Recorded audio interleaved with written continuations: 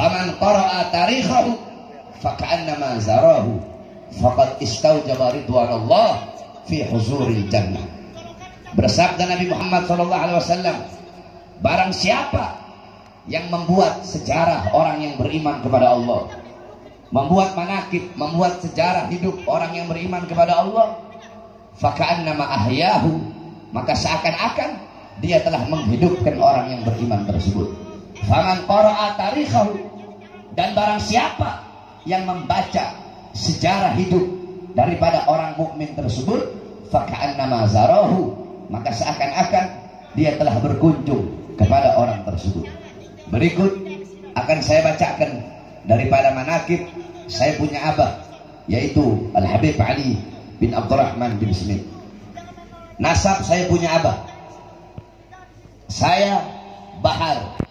Saya punya abah Ali, saya Bahar bin Ali bin Abdurrahman ibn Alwi ibn Abdurrahman ibn Husain ibn Umar ibn Zain ibn Abdurrahman ibn Ahmad ibn Abdurrahman ibn Ali ibn Salim bin Abdullah bin Muhammad Sumaid.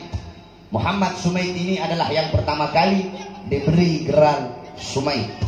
Muhammad yang pertama kali diberi gelar Sumaid. Sumaid itu artinya apa? Kalung yang dari benang yang biasa dipakaikan buat anak kecil.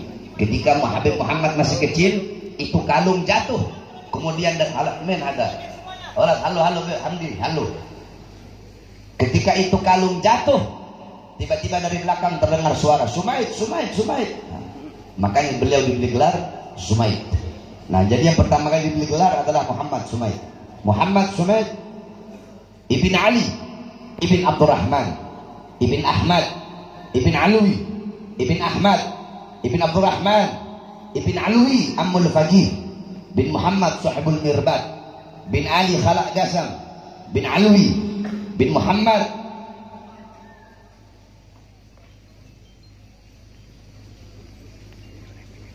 Sahibul Soma'ah bin Alwi Sahibul Saman bin Ubaidillah Sahibul Arif ibn Ahmad Al-Muhajir bin Isa Ar-Rumi bin Muhammad Al-Nagib bin Ali Al-Uraidi bin Ja'far Sadiq bin Muhammad Al-Bajir Sayyidul Alim bin Ali Zainal Abidin As-Sajjad ibn Husain Sayyidul Syababi Ahlil Jannah ibn Fatimah Az-Zahra binti Muhammad Rasulullah Sallallahu Alaihi Wasallam.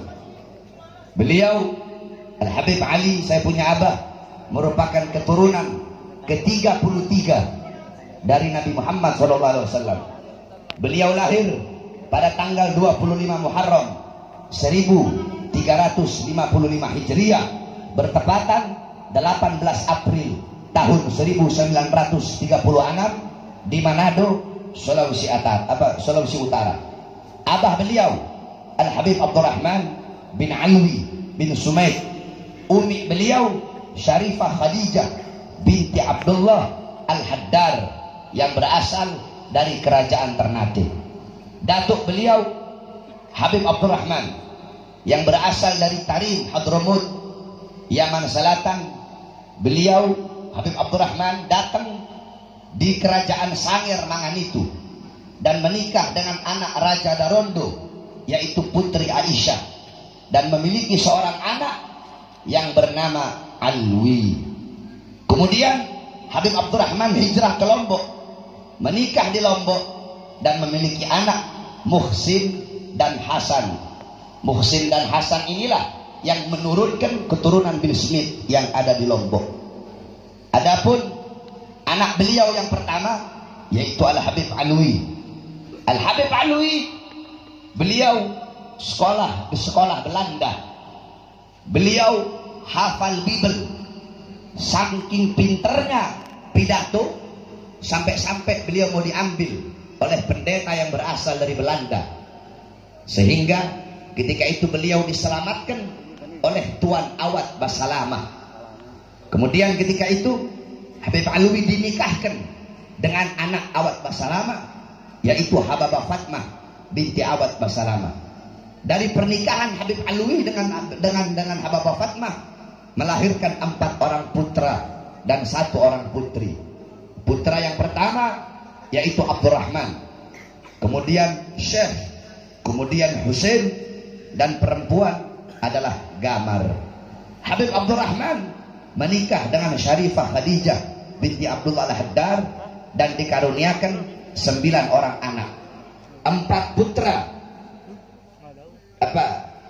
putra dan 5 wanita, 5 putri. Anak pertama Habib Abdurrahman yaitu Ahmad, anak kedua Salim, kemudian anak laki-laki yang ketiga yaitu Ali. Saya punya abah yang kita hauli pada malam hari ini. Kemudian anak laki-laki keempatnya yaitu Muhammad yang sekarang ada di Surabaya. Jadi saya punya paman yang masih hidup 1 yaitu Muhammad. Ahmad meninggal, Salim meninggal, saya punya abang meninggal. Adapun 5 orang putri yaitu Syarifah Alwiyah, Aminah, Aisyah, Lulu, dan Ragwan. Habib Ali, saya punya abang, memiliki 2 orang istri. Istri pertama Syarifah Gamar Assegaf memiliki 7 anak, yaitu Hasan, Husain, Naufal, Abdullah, Laila, Soraya, Firdaus. Istri kedua saya punya ibu, yaitu Isnawati, memiliki 6 orang anak. Saya anak pertama Bahar. Setelah saya Sakinah perempuan, kemudian setelah Sakinah Ja'far, kemudian Zain, kemudian Safira, kemudian Uraidi. Itu dari anak istri kedua. Nah, kemudian guru-guru saya punya abah. Guru-guru beliau, yang pertama yaitu ayah beliau Habib Abdurrahman bin Smith. Guru beliau yang kedua yaitu Habib Salim bin Ahmad bin Jindan. Guru beliau yang ketiga yaitu Habib Idrus bin Salim Al-Jufri. Guru beliau yang keempat yaitu Habib Abdurrahman ibn Syekh Abu Bakar. Beliau menjadi komisaris Al-Khairat di wilayah Sulawesi Utara selama 15 tahun dan membuka cabang-cabang Al-Khairat di beberapa desa-desa terpencil di Minahasa, Kema, Belang, Bentenan, dan Tumbak. Beliau suka membangun masjid di desa-desa terpencil di Sulawesi Utara, dan beliau memberi nama masjid yang beliau bangun dengan nama ulama yang berjasa di daerah itu. Beliau adalah orang yang tegas di dalam mendidik anak-anaknya. Tidak segan bagi beliau untuk mentakzir atau memberi hukuman kepada anak-anaknya apabila melakukan kesalahan. Dakwah beliau kepada anak-anaknya lebih banyak dengan fi'liyah daripada qauliyah, yaitu dakwah bil hal, yaitu dakwah dengan keadaan, dakwah dengan perlakuan, bukan hanya dengan perkataan. Sampai-sampai beliau berkata, kasih sayangku kepada kalian wahai anak-anakku terbukti dengan aku selalu memarahi kalian jika kalian berbuat salah. Beliau tidak pernah membela dan membenarkan kesalahan anak-anaknya. Beliau melazimkan bagi anak-anaknya untuk membaca Al-Quran dan membaca Ratib Al-Haddad karangan Al-Habib Abdullah bin Al-Haddad. Beliau orang yang rajin bersedekah, selalu memperhatikan keadaan para fuqara, masakin, janda, dan anak-anak yatim. Nah, jandanya itu turunnya ke saya, makanya saya suka perhatikan janda-janda. Cuma kalau abah saya janda-janda tua, kalau saya janda-janda muda. Beliau orang yang gemar membaca Al-Quran walaupun sudah dalam keadaan tua, selalu menjaga salat 5 waktu, dan beliau sangat cinta dan sangat gemar membaca kitab-kitab Al-Imam Ghazali seperti Ihya Ulumuddin, Bidayatul Hidayah, Mi'arul Ilim, Minhajul Abidin, dan Mughasyafatul Qulub. Beliau adalah ahli syair dan sastra. Seringkali bahasa bahasa indah yang dalam akan lautan maknanya tumpah dari bibir beliau. Beliau adalah orang yang sangat berani. Bila ada orang yang sedang kumpul mabuk-mabukan, kemudian melihat beliau sedang berjalan, maka mereka langsung lari ketakutan.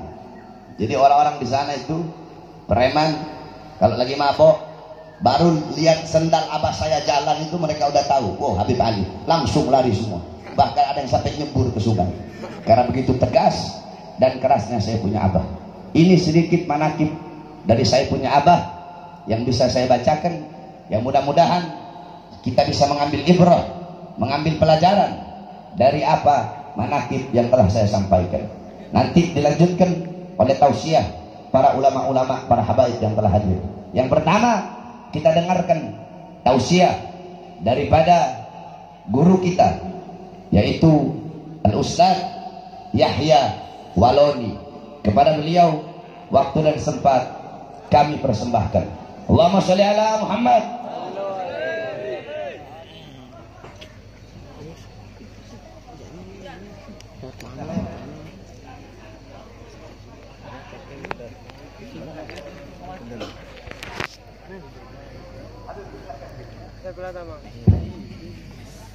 Assalamualaikum warahmatullahi wabarakatuh. Waalaikumsalam warahmatullahi wabarakatuh. Alhamdulillah wa bihi nasta'inuhu ala umurid dunya waddin. Wassalatu wassalamu ala asrafil anbiya wal mursalin sayyidina wa maulana Muhammadin wa ala alihi wa sahbihi wa sallim, amma ba'd. Fa ya ibadallah ittaqullah haqqa tuqatih wa la tamutunna illa wa antum muslimun. Wa qala Allah ta'ala fil kitabil azizil karim, a'udzu billahi minasy syaithanir rajim, bismillahirrahmanirrahim.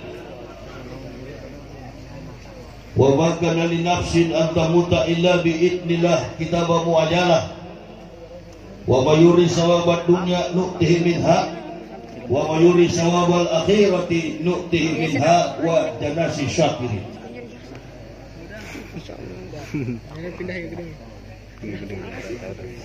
Para habaib wabil khusus Habib Bahar bin Smith, para alim, para ulama, para kiai, para ustadz, santri santriwati, dan yang saya cintai, saya banggakan, ma'asyiral muslimin wal muslimat. Puja dan puji syukur marilah kita panjatkan kehadiran Allah Subhanahu wa taala. Kalau sampai pada malam ini kita semua masih berkumpul menjelang subuh ini atas peringatan haul ayahanda daripada Habib Bahar bin Smith, mudah-mudahan beliau senantiasa mendapat tempat yang amat sangat mulia dari Allah Subhanahu wa taala. Amin. Amin. Ya Allah ya Rabbal Alamin. Saya kesempatan ini mengingat waktu yang banyak sekali penceramah. Sedikit saja hendak saya sampaikan. Kebetulan dari pagi hingga malam ini saya berkeliling berdakwah. Saya adalah orang yang baru mengenal Islam sebenarnya. Allah memberikan petunjuk kepada kami sekeluarga. Asal saya sama dengan Habib Bahar. Kami sama-sama dari kota Manado. Allah memberikan petunjuk kepada kami sekeluarga, dan kemudian kami mengucapkan dua kalimat syahadat. Setelah kami beragama Islam, pekerjaan saya adalah dakwah, berkeliling Indonesia untuk mempersatukan umat Nabi Sallallahu Alaihi Wasallam dan mengislamkan orang-orang kafir supaya memeluk agama Islam. Tapi tidak semua tentunya harus masuk Islam. Kalau semua nanti siapa yang di neraka? Amin ya Rabbal. Amin. Itulah pengalaman hidup saya, apalagi di tengah kehidupan Islam saat ini. Allah perintahkan kita untuk berjihad, menegakkan agama Allah dari gangguan kafir dan munafik. Ya ayuhan nabiyyu, diperintahkan oleh Allah dalam Al-Quran kepada Nabi Muhammad Sallallahu Alaihi Wasallam, wahai Muhammad, berjihad, berjuanglah, berperanglah melawan orang-orang kafir dan munafik. Jahilil kufara wal munafikin watlus alaihim, dan keraslah, bersikap keras terhadap mereka. Kalau kita melihat kehidupan politik yang ada saat ini, maka kita diwajibkan untuk menyampaikan ikhwal dimaksud. Kita menegakkan agama Allah, karena kehidupan kita di dunia ini hanya sementara. Saya meninggalkan kekafiran dan kembali kepada Islam, bukan pindah agama, kembali kepada kebenaran, pulang kepada kebenaran. Karena kehidupan kita di dunia ini hanya sementara. Dan begitu sudah diislamkan, maka panggilan jiwa untuk berdakwah itu adalah lebih mulia.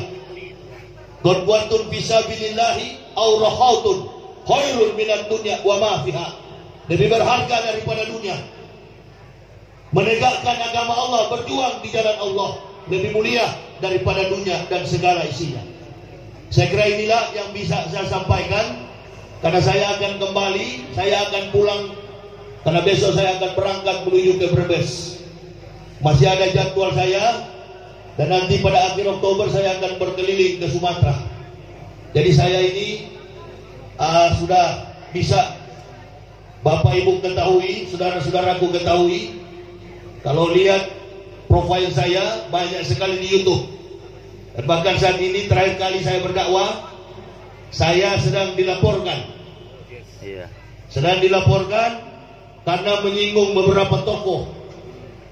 Saya tidak pernah takut, saya tidak pernah gentar, dan saya mengatakan itu adalah kebenaran. Orang bisa bermain pasal dan angka nomor daripada hukum-hukum manusia, saya tetap berpegang kepada angka dan nomor hukum-hukum Allah Subhanahu wa Ta'ala.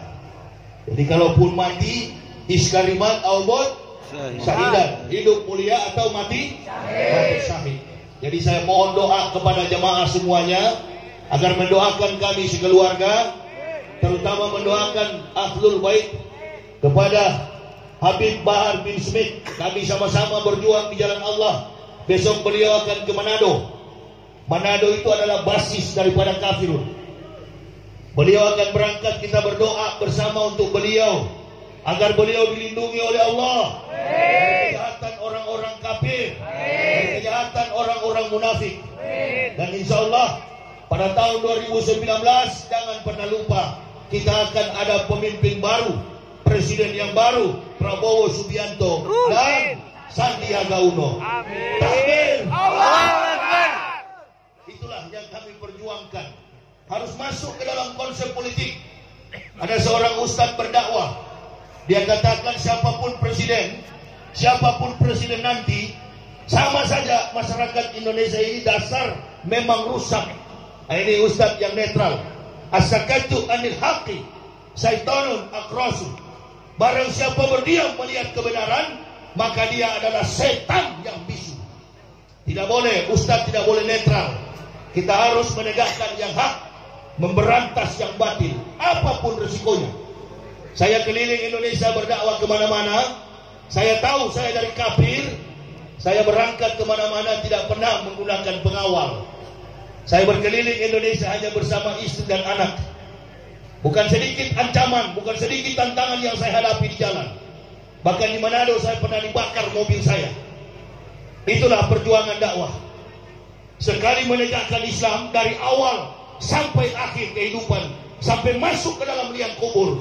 Sekali bicara A tidak boleh berubah menjadi B. Karena mulut seorang pendakwah itu senantiasa dilihat oleh Allah. Mana orang-orang yang lurus di jalan Allah. Jadi saya kira itu, kehidupan kita hanya sementara. Memperingati fakta kematian, seorang muslim tidak pernah mati. Al-mu'minuna la ya'mutuna bal yunqalun. Orang beriman tidak pernah mati, tetapi mereka pulang kampung. Mereka kembali ke negeri asal mereka. Jabir bin Abdullah pernah berkisah, pernah bercerita. Beliau didatangi, dia katakan bahwa saya bersama Rasulullah SAW didatangi oleh seorang laki-laki berjubah putih, rambutnya terurai, rapi, gagah, dan bertanya kepada Nabi SAW, wahai Muhammad, apakah yang dimaksud dengan dunia itu? Rasulullah SAW menjawab, dunia itu adalah seperti orang bermimpi di waktu tidur. Apakah akhirat itu? Jawab Rasulullah SAW, akhirat itu sebagian manusia ke neraka, sebagian manusia ke surga. Apakah neraka itu? Neraka adalah ganti kehidupan dunia bagi orang-orang yang mengejarnya. Dan surga itu adalah ganti kehidupan dunia bagi orang-orang yang meninggalkannya. Meninggalkan kebatilan, menuju kepada panggilan hidayah, lebih mulia daripada hidup sebagai seorang Muslim tetapi munafik. Kalau kita melawan orang kafir mudah, gampang kita melawan orang kafir.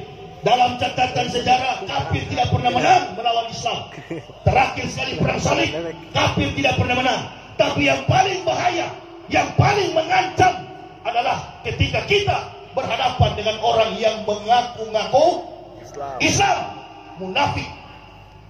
Saya ini mantan munafik, ahli bicara soal munafik. Saya mantan kafir, ahli bicara soal kafir.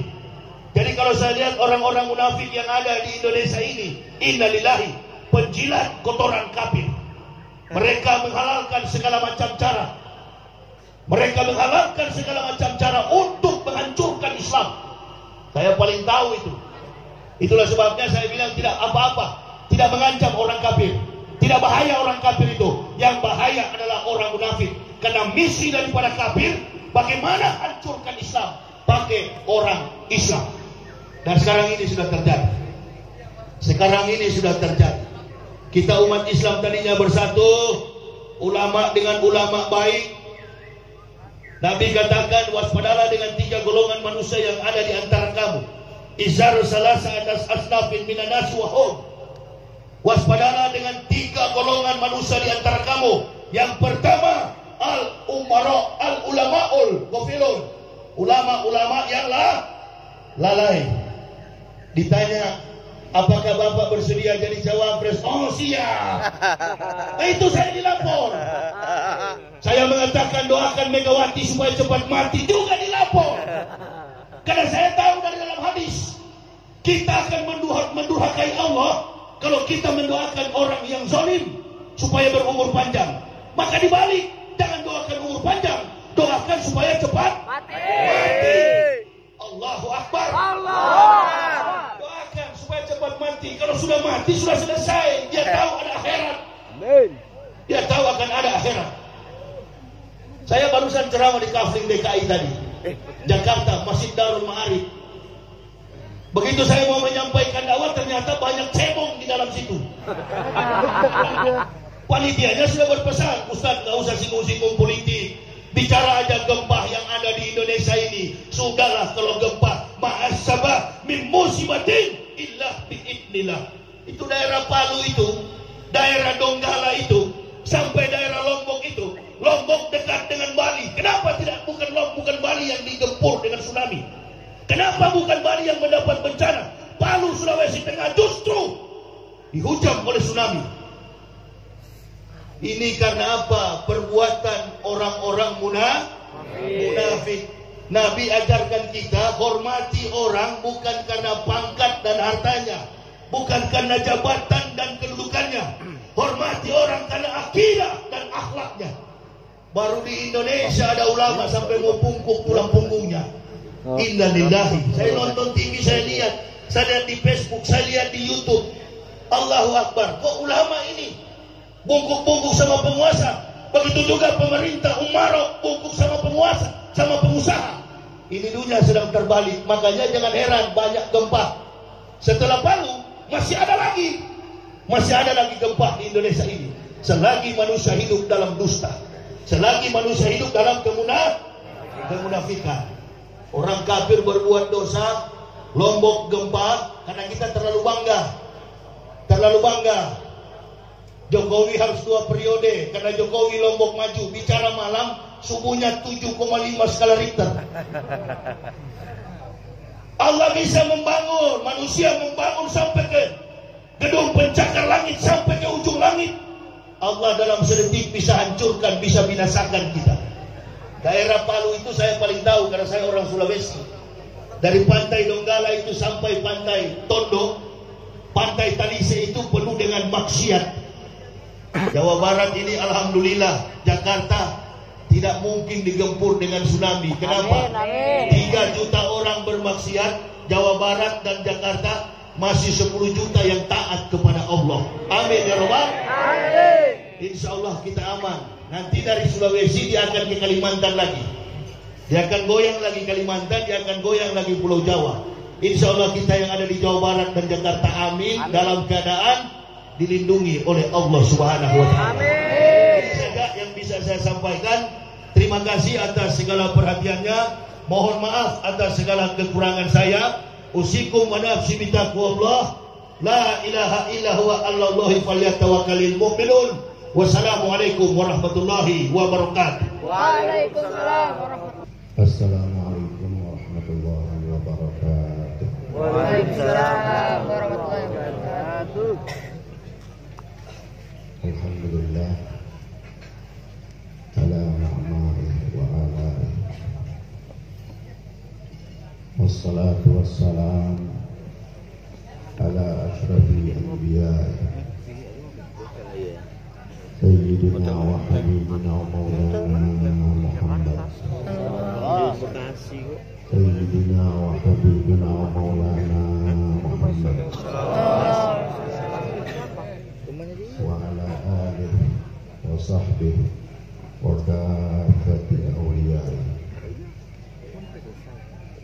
Amma ba'd, yaqulu Allah ta'ala fi muhkami tanzilih wa huwa asdaqul qa'ilin. Bismillahirrahmanirrahim. Inna Allah ashtara minal mu'minina anfusahum wa amwalahum bi anna lahumul jannah. Wa qala aidan wa la tahsabanna alladhina qutilu fi sabilillahi amwata bal ahya'un inda rabbihim yurzaqun. Sadaqallahu maulana al-azim. Yang kita cintai, kita hormati para alim ulama, para habaib, para sahabat, para kiai, terkhusus kepada guru kita bersama,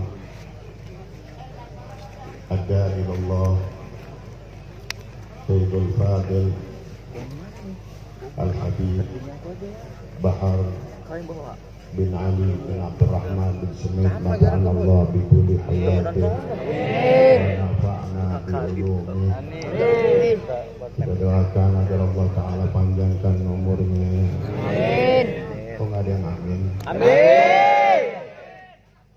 Agar Allah Ta'ala panjangkan umur beliau. Amin. Disehatkan badannya. Amin. Dikabulkan hajatnya. Amin. Diberkahi dakwahnya. Amin. Dan insya Allah lahir dari pondok pesantrennya ini para mujahid-mujahid, para da'i-da'i, para ulama penerus perjuangan Nabi kita Muhammad sallallahu alaihi wasallam. Tak lupa Sayyidul Walid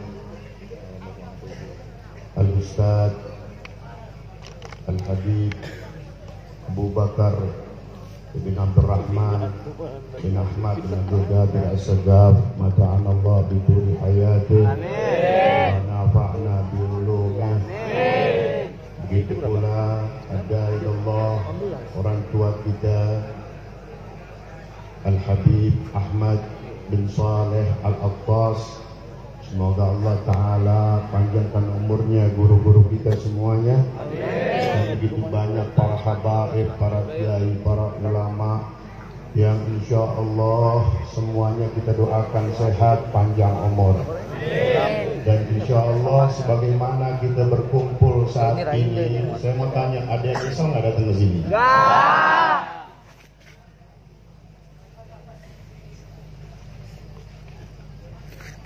Saya mau tanya, semuanya jawab yang kompak.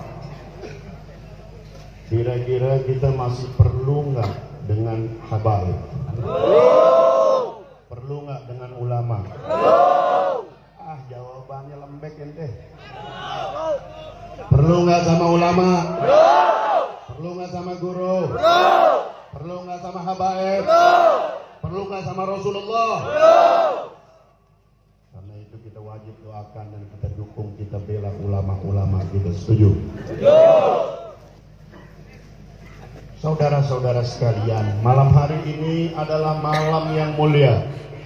Malam yang mulia yang menggembirakan hati guru kita Al-Habib Bahar. Kenapa?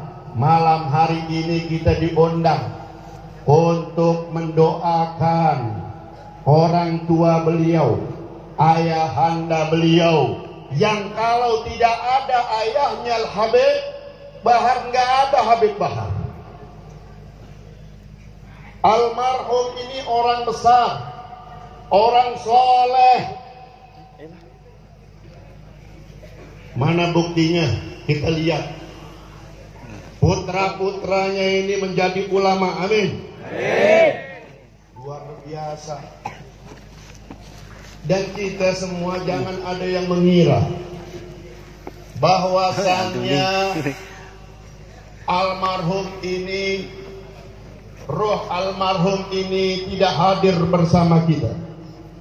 Saya mau tanya kira-kira, yakin nggak kalau yang hadir di sini diantaranya almarhum Al-Maghfurlah Al-Habib Ali bin Abdurrahman bin Semir?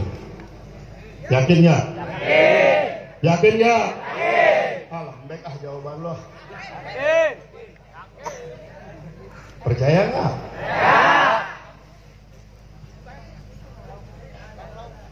Percaya kalau di antara kita ini banyak, bahkan Rasulullah hadir, betul? Saudara, jangan pernah kita meyakini sesuatu yang tidak pernah kita lihat itu berarti tidak ada. Jangan pernah kita mengartikan yang tidak bisa kita lihat dengan mata kepala kita itu berarti tidak. Betul nggak?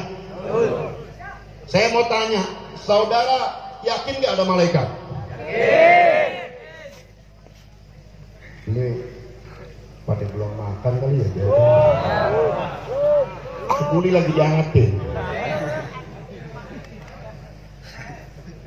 Yakin ada malaikat?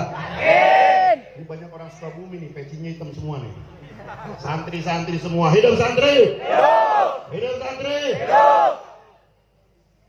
Coba saya mau jawab yang kompak. Yakin ada malaikat? Yakin. Yakin ada malaikat? Yakin. Yakin. Walaupun ente nggak lihat, betul? Betul. Yakin nggak adanya jin? Yakin. Mana jin? Di belakang lo. Ini di belakangnya teman gua. Kita yakin adanya iblis, adanya jin, betul? Walaupun kita tidak lihat. Masya Allah. Nah, saudara-saudara sekalian, saya teringat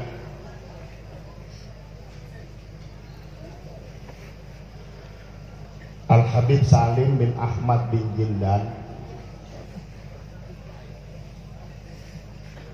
kakeknya Habib Jindan bin Naufal bin Jindan, kakeknya Habib Ali bin Abdul Aziz bin Jindan. Beliau pernah mengatakan dulu Majelis Taklim Kuitang, Majelis Taklim Kuitang yang didirikan oleh Al-Habib Ali bin Abdurrahman Al-Habsyi Kuitang. Sepeninggal Habib Ali bin Abdurrahman Habsyi Kuitang, majelis diterusin oleh khalifahnya, putra beliau yang bernama Al-Habib Muhammad, kakek daripada Habib Ali yang sekarang. Namun pada saat itu Habib Muhammad Dulu partai cuma 3. Partai cuma 3. Nggak kayak sekarang nih, partai banyak. Ya. Kalau almarhum Habib Adong bilang partai.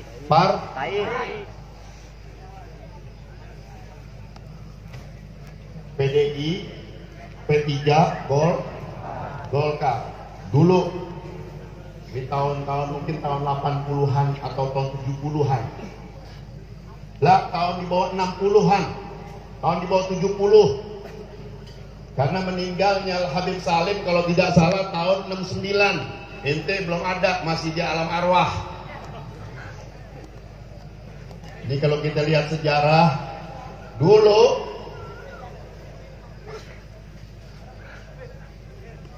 saat Habib Muhammad bin Ali masuk ke salah satu, dulu orang kita ini orang ahli sunnah wal jamaah, kebanyakan partainya partai P3. Pindah Habib Muhammad ke salah satu partai, kalau tidak salah Golkar, sehingga mengendur jamaah yang hadir ke majelis taklim Kuitang. Ini majelis taklim Kuitang ini setiap minggu dihadirin nggak kurang daripada 15.000, 20.000 jamaah.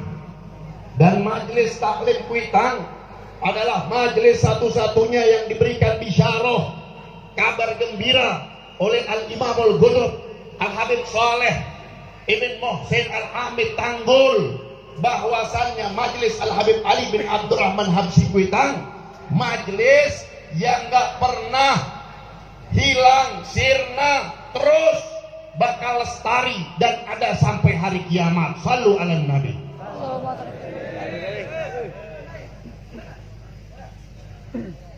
Namun pada saat kendor jamaah mulai mengurang,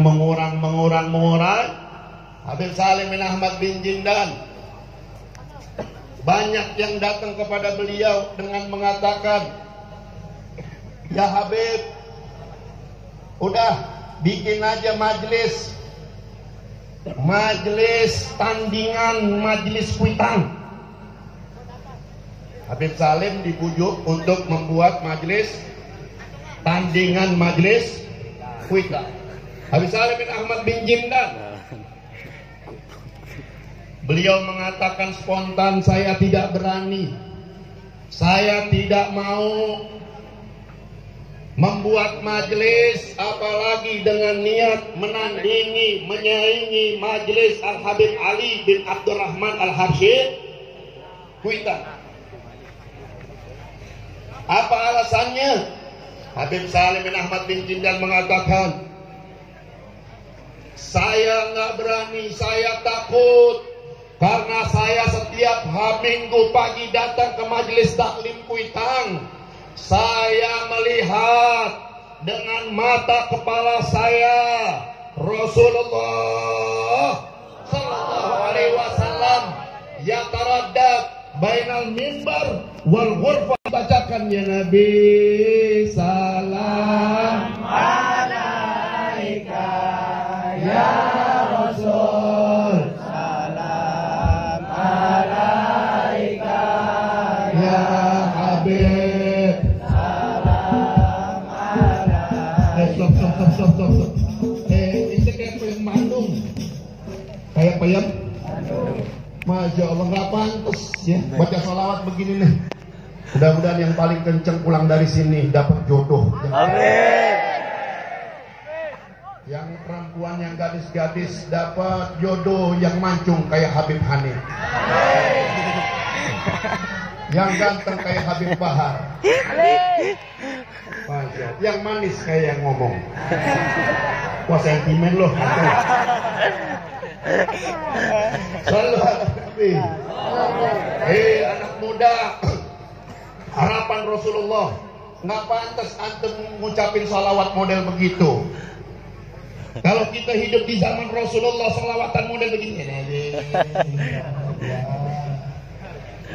kita nggak bakal kepungut jadi umatnya Rasulullah.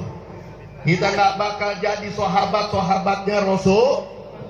Yang semangat dong. Nabi yang kasih tahu, "Irfa'u aswatakum bis salati alaih fa innaha tudhibu bin nifaq hei umatku, hei sahabatku, hei pemuda-pemudi harapan Rasul, angkat suara kalian dalam bersalawat kepada Nabi kita Muhammad sallallahu. Karena sifat meninggikan suara dalam bersalawat kepada kanjeng Nabi Muhammad sallallahu alaihi wasallam dapat mengikis sifat-sifat munafik di hati kita. Amin.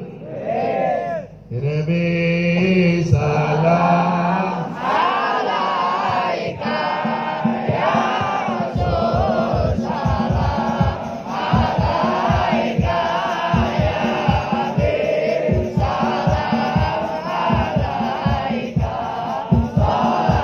salawatullah alaika.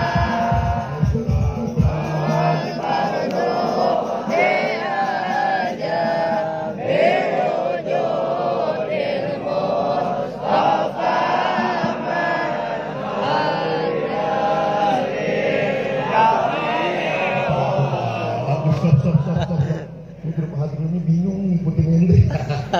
Ini bawaan perut lapar begini nih. Sallu ala Nabi. Saudara-saudara sekalian, Masya Allah. Ya, mudah-mudahan pulang dari sini hajat kita dikabul oleh Allah. Semuanya ini kita dikenali oleh Nabi kita Muhammad. Amin. Saya teringat dulu di Tarim ada seorang wali min auliyaillah, ulama besar, Gotop, pangkatnya Go. Beliau bernama Al-Habib Alwi Ibn Abdullah Ibn Syihab. Beliau kalau ziarah setelah Isyraq, ziarah ke Zambal. Di Zambal itu puluhan ribu para aulia. Begitu kelar Isyraq mulai masuk ke Faqih Muqaddam, masuk ke Muqaddam Zani, masuk ke Syekh Ali bin Abi Bakar Sakran, masuk ke magamnya Qutbul Malam Al-Habib Abdullah bin Abi Bakar Al-Idrus, dan seterusnya. Satu-satu difatehain sama Habib Alwi bin Abdullah bin Syihab, sehingga dia punya murid.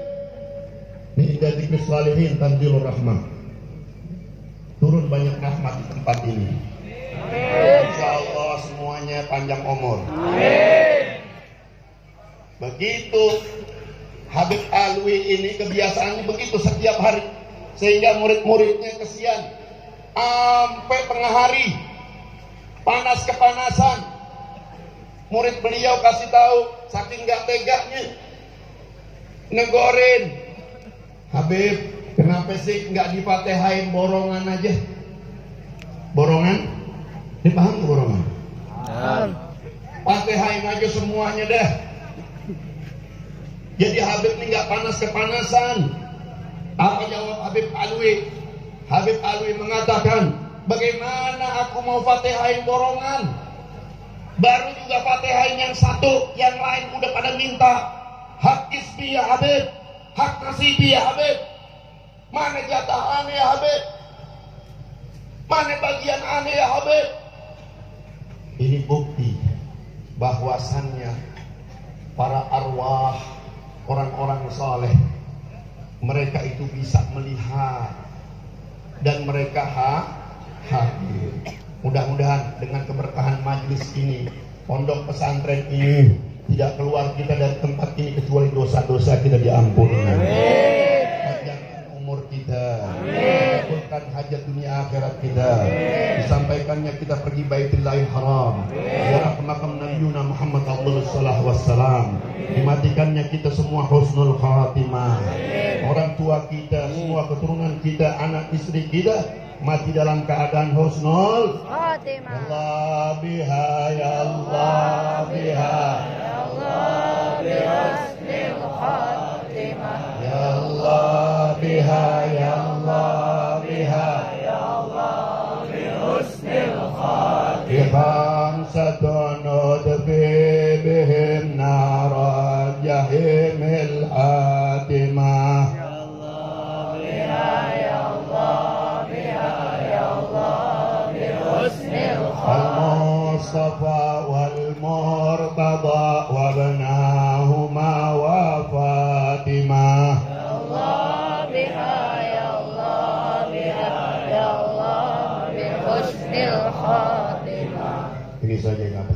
sampaikan. Bila itu Assalamualaikum warahmatullahi wabarakatuh. Waalaikumsalam.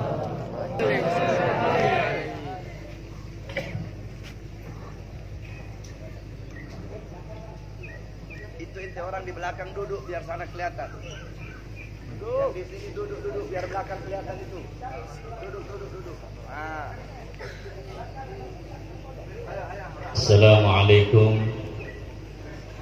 warahmatullahi wabarakatuh. Waalaikumsalam warahmatullahi wabarakatuh. Dan orang dirinya tuh. Bismillahirrahmanirrahim. Alhamdulillah rabbil alamin. Wa bihi nasta'in ala umuri dunya waddin. Wassalatu wassalamu ala Muhammadin. Wassalatu wassalamu ala Muhammadin wa ala alihi wa sahbihi ajma'in, amma ba'd. Haba'il kiram,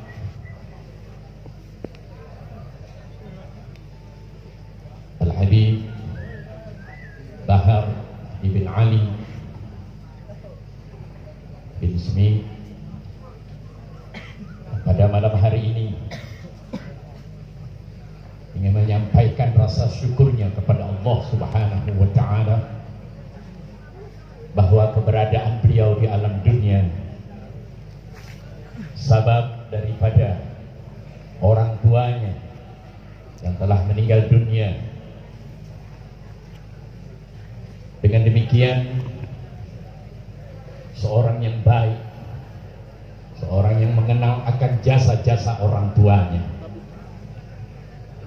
Dengan demikian acara Khaud Al-Habib Ali Ibn Abdurrahman Ibn Smith yang pada malam hari ini kita hadir padanya, mudah-mudahan dengan berkah pertemuan inilah kita munajat kepada Allah Subhanahu wa ta'ala agar almarhum Al-Habib Ali bin Abdurrahman bin Smith, semoga Allah Subhanahu wa ta'ala luaskan yaitu ampunannya kepada almarhum Al-Habib Ali bin Abdurrahman bin Smith.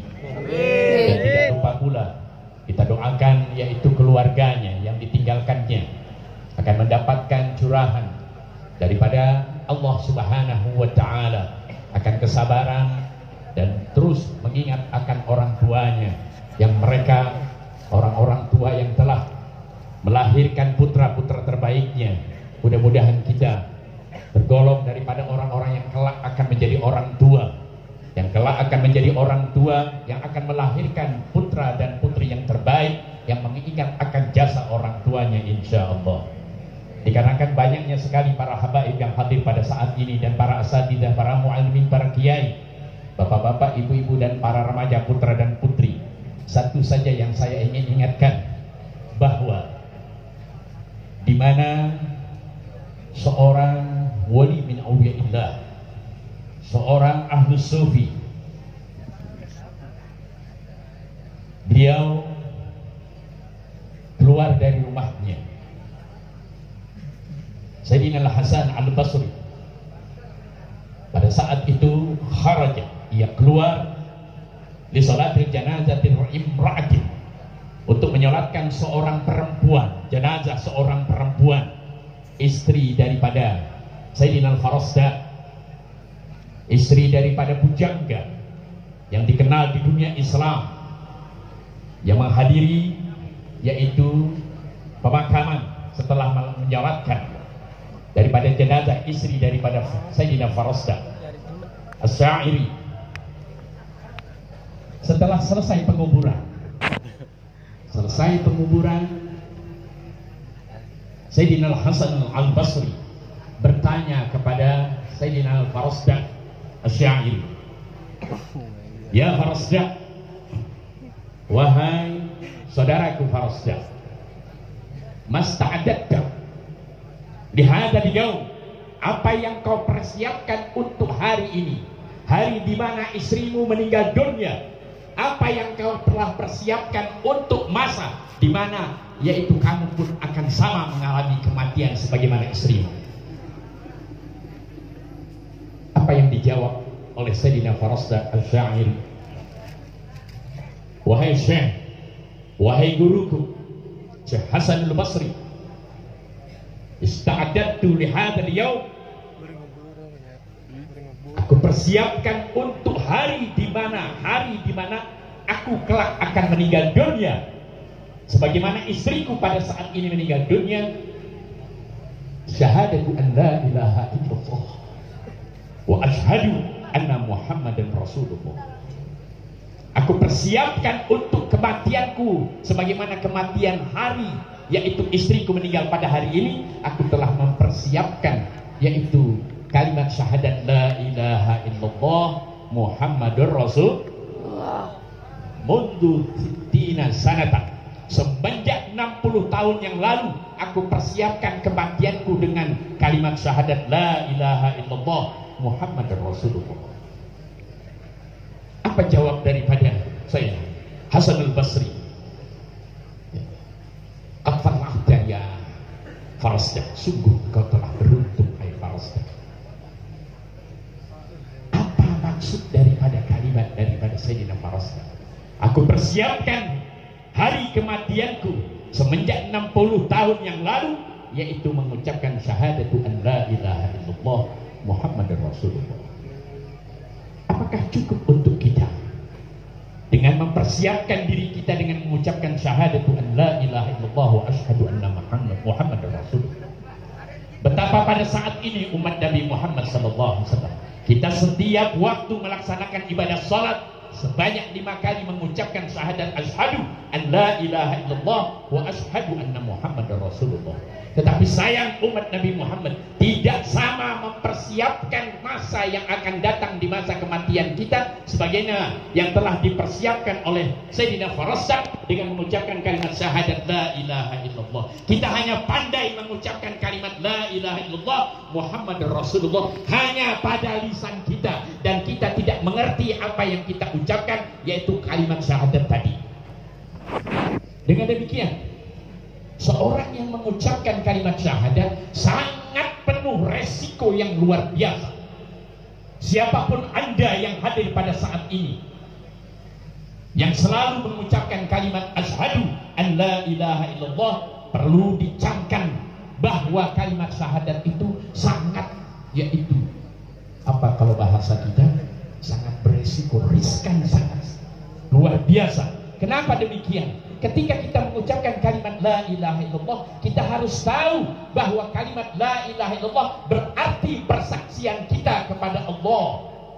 Tidak ada Tuhan kecuali Allah. Kemudian sekarang pada saat ini umat Nabi Muhammad sedang diperdayakan.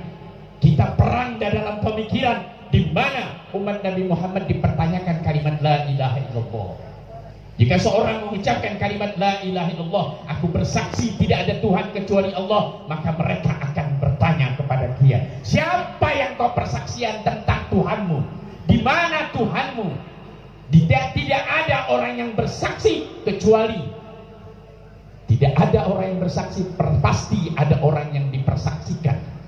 Ketika seorang hakim bertanya kepada seorang saksi di dalam perkara hukum, wahai saudara saksi, betulkah saudara mengatakan dan menyaksikan bahwa orang yang ada di sebelah saudara, dia adalah yang telah melakukan satu perbuatan hukum? Maka seorang saksi berkata, betul, orang inilah yang aku lihat dia telah menyalahi, melanggar hukum negara. Berarti ada yang disaksikan. Dia sampaikan seorang saksi di hadapan hakim bahwa ada yang aku persaksikan, yaitu orang yang melanggar hukum. Bagaimana dengan kita umat Nabi Muhammad ketika mengatakan asyhadu an la ilaha illallah, tidak ada Tuhan kecuali Allah? Maka sang hakim, saudara mengatakan tidak ada Tuhan kecuali Allah, mana Tuhan yang kau persaksikan? Ini perang pemikiran kita umat Nabi Muhammad. Diselewengkan kita untuk tidak kita bersaksi la ilaha illallah karena yang kita persaksikan tidak pernah ada. Kita paham gak nih? Masih bingung kali ini. Setiap orang yang bersaksi pasti ada yang dipersaksikan. Seperti tadi seorang hakim bertanya, kau betul akan bersaksi di hadapan majelis hakim bahwa orang ini telah melakukan perbuatan pelanggaran hukum? Berarti ada tidak yang dipersaksikan? Ada, ini pelakunya ini.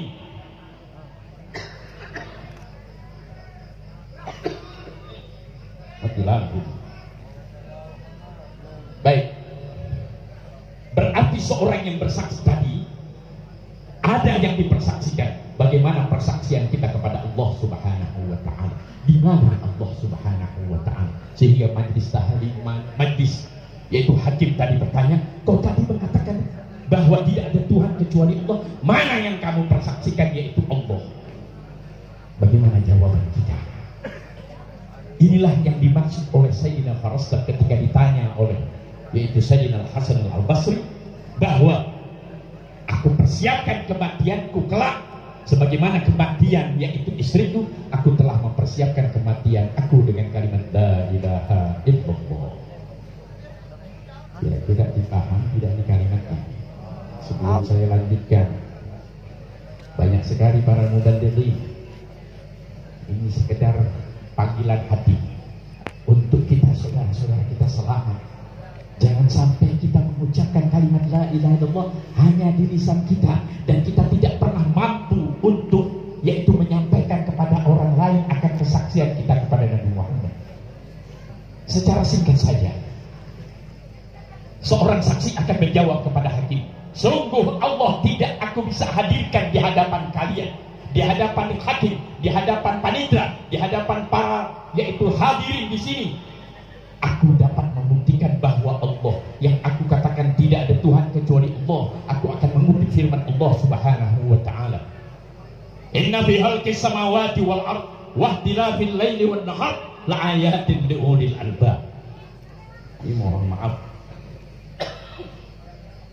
kondisi dalam keadaan sehat batuk ini ya, jadi terhenti kalimat-kalimat ini. Jadi ketika saksi mengatakan kepada sang hakim, ketika sang hakim tadi bertanya bahwa Tuhan yang kau persaksikan yaitu Allah, mana Allah yang kau persaksikan? Sekarang buktikan mana Allah. Maka sang saksi akan menjawab sebagaimana tadi saya sampaikan firman Allah Subhanahu wa ta'ala, sesungguhnya penciptaan Allah tentang 7 lapis langit dan bumi, dan datangnya siang berselisihnya siang ke waktu malam dan malam datang kepada waktu siang.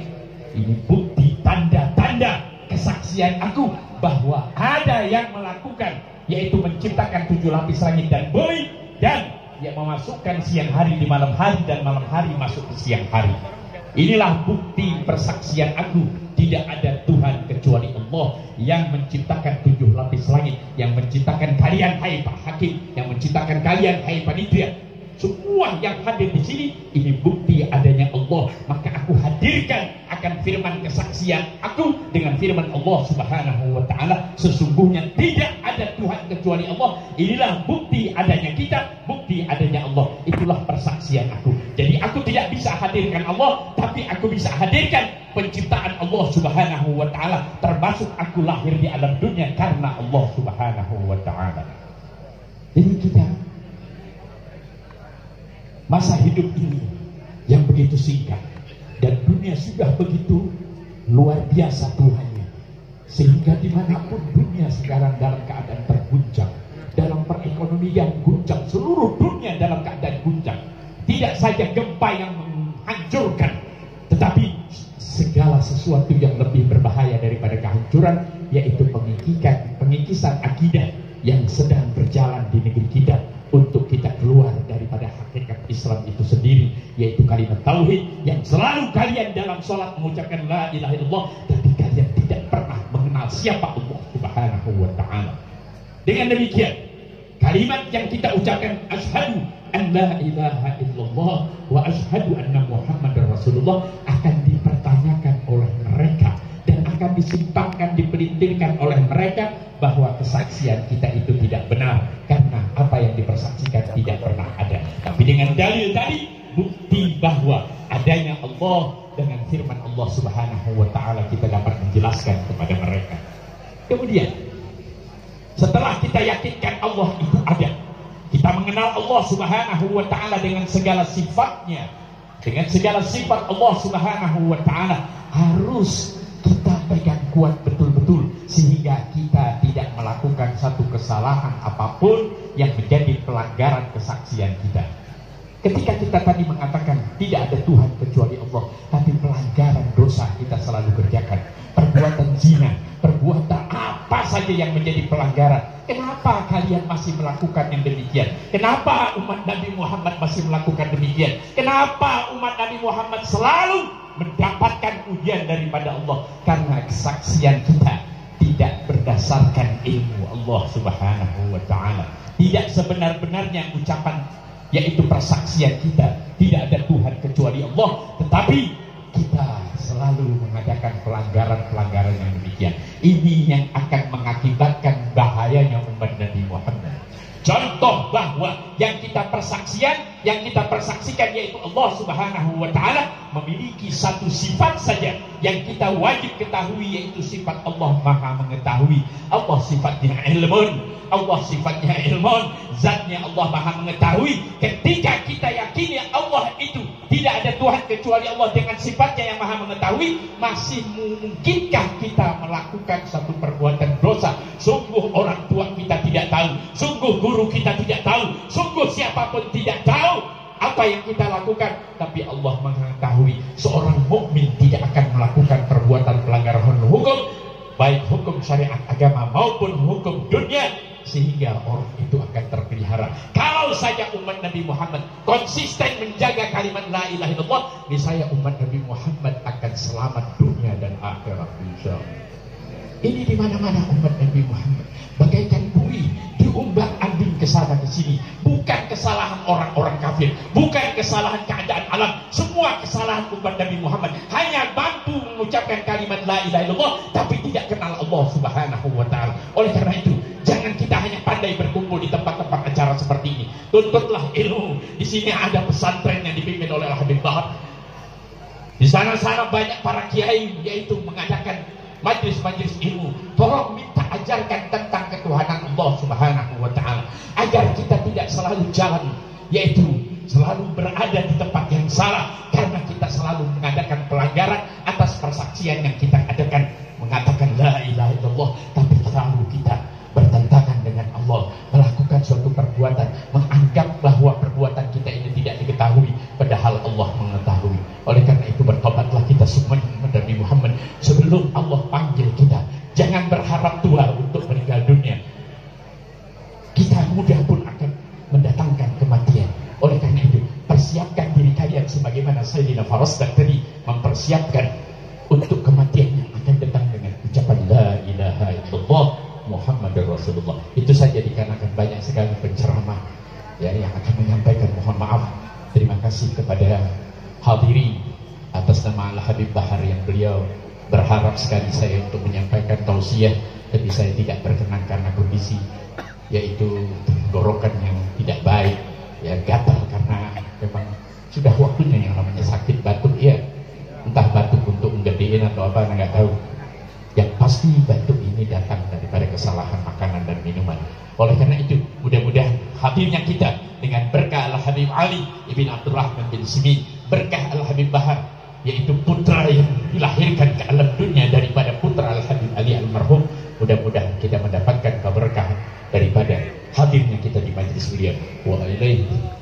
Terima kasih kepada panitia penyelenggara, terutama yaitu protokol, yaitu saya punya keponakan Al-Habib Aqil Ibn Faruq bin Yahya, mudah-mudahan beliau disehatkan oleh Allah Subhanahu wa ta'ala.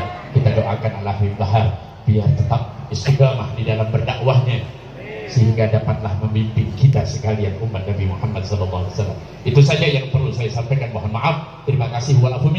Wassalamualaikum warahmatullahi wabarakatuh.